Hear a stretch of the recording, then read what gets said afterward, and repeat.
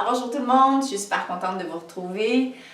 Aujourd'hui, j'ai le super grand plaisir de faire une entrevue en France, bien sûr, parce que j'y suis pour un certain temps. Et la vie m'a amenée sur la route de Peter. Enchanté à tous. Ouais, super contente, on vient juste de faire connaissance tous les deux. Alors, c'est en écoutant son histoire, bien sûr, je me suis dit que c'était vraiment important de lui permettre de vous parler directement. Et ce dont on a envie de vous parler aujourd'hui, eh ben, c'est l'importance d'écouter ses rêves, de se faire confiance, de vivre en conscience et surtout de vous rappeler que c'est possible.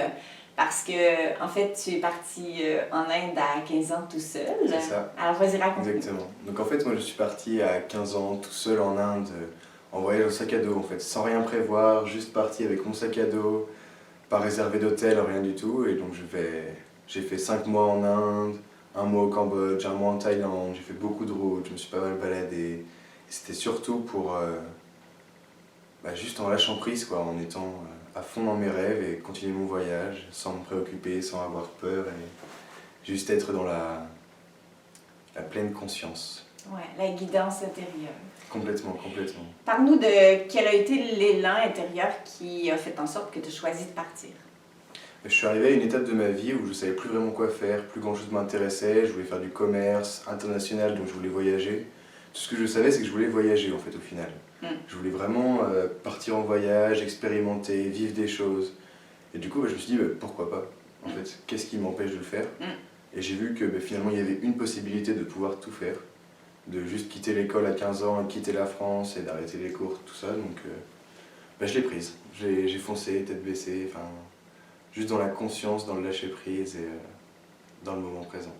Qu'est-ce que tu as appris sur toi là-bas? J'ai appris à m'écouter déjà, d'une part, à écouter mes ressentis, mes émotions en fonction des rencontres. J'ai appris beaucoup sur la vie en elle-même, comment ça fonctionne, parce que l'Inde, mine de rien, c'est pas non plus tout rose, donc un peu ce qui se passe dans le monde. Après, j'ai appris tout bêtement l'anglais, l'hébreu, un peu plus en espagnol, puis j'ai appris beaucoup de choses encore, plein de choses. Est-ce que c'est possible que tu aies appris que tu n'es jamais seul? Ah complètement, on est toujours entouré de nos guides, de nos... Enfin, j'ai appris beaucoup de choses sur le côté subtil, le côté... tout ce qui nous entoure, nos guides spirituels.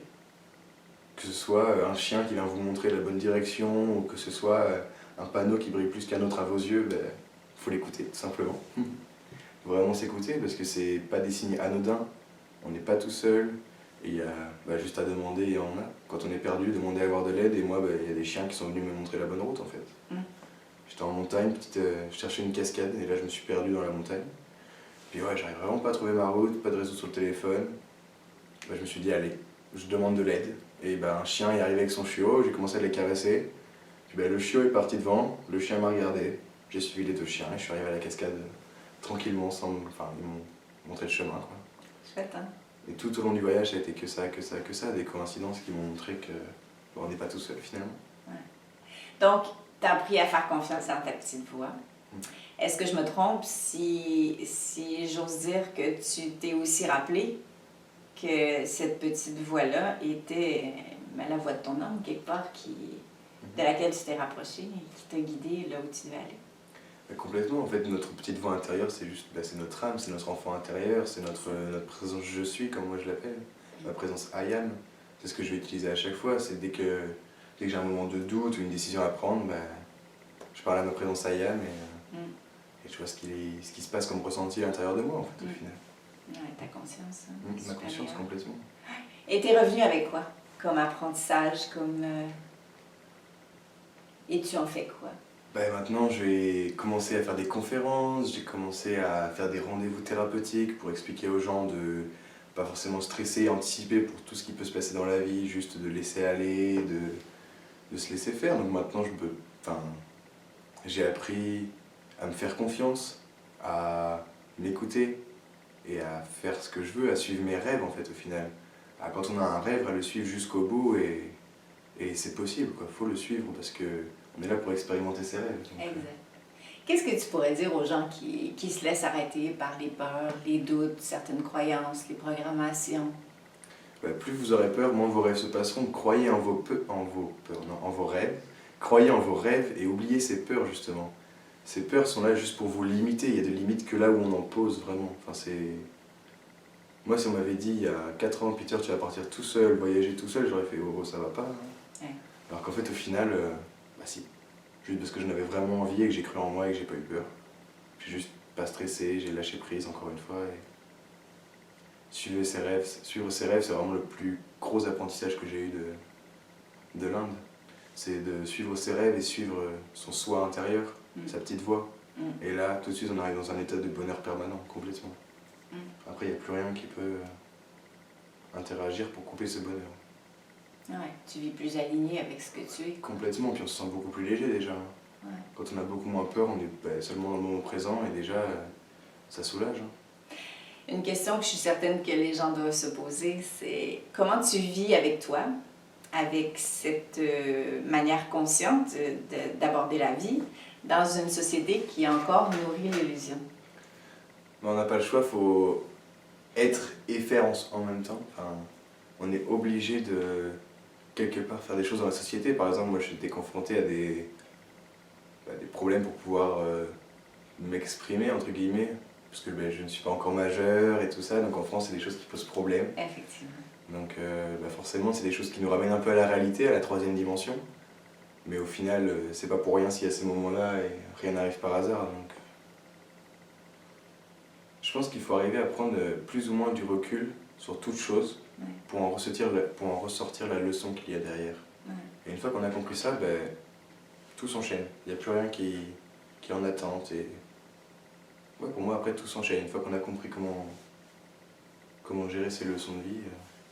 Tu disais que tu avais un peu changé de groupe d'amis au fur et à mesure que tu t'es rapproché, que tu as grandi en conscience? Je pense que j'ai plus fait le tri. C'est-à-dire qu'avant, je traînais avec beaucoup de gens. Je voyais pas mal de monde et maintenant, c'est plus un cercle restreint. Vraiment ceux qui croient en moi, qui sont avec moi depuis toujours et vraiment, qui j'ai pas besoin d'être dans le paraître. J'ai juste besoin d'être dans le être. D'être toi. Voilà. J'ai pas besoin de faire des choses pour plaire à certaines personnes. Maintenant, j'ai juste mon cercle d'amis qui me permet d'être, tout simplement. D'être ce que je suis. D'être à côté des autres et non d'être à travers l'autre. Exactement. Ne pas vivre à travers les autres, c'est clair. Oui, tout à fait. Wow. Merci. De rien. Merci beaucoup. Comme première entrevue avec un jeune sage, vous comprenez maintenant que les témoignages sont vraiment importants. Bien sûr, c'est pas chacun d'entre vous qui avait à suivre exactement la même route que Peter. Chacun a sa destinée.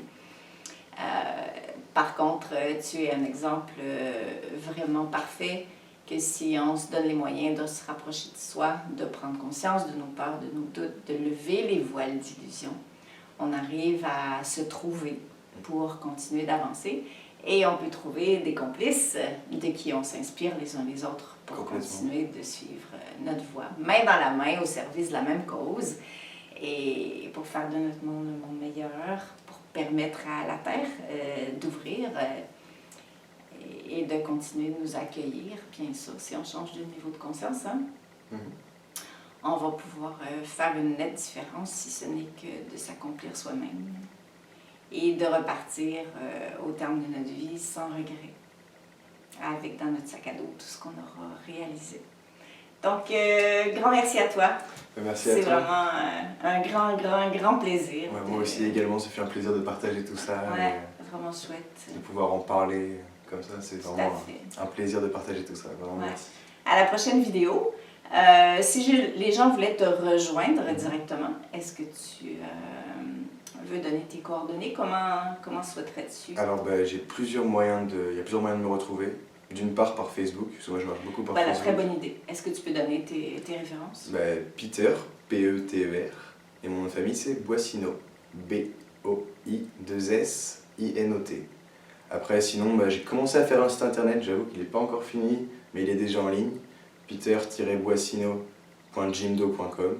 Après sinon, j'ai mon numéro de téléphone, j'ai mon adresse mail, tout ça c'est noté sur le site internet, ou sur mon Facebook, vous pouvez tout retrouver aussi. Donc, l'un ou l'autre, peu importe, vous pouvez me joindre, il n'y a pas de problème, je répondrai aux questions si je peux. Je ferai tout ce qui est à mon pouvoir pour aider ceux que je peux. Pour partager. c'était ça, partager mes expériences. Merveilleux. N'hésitez pas à partager, à questionner, à commenter et... Hein?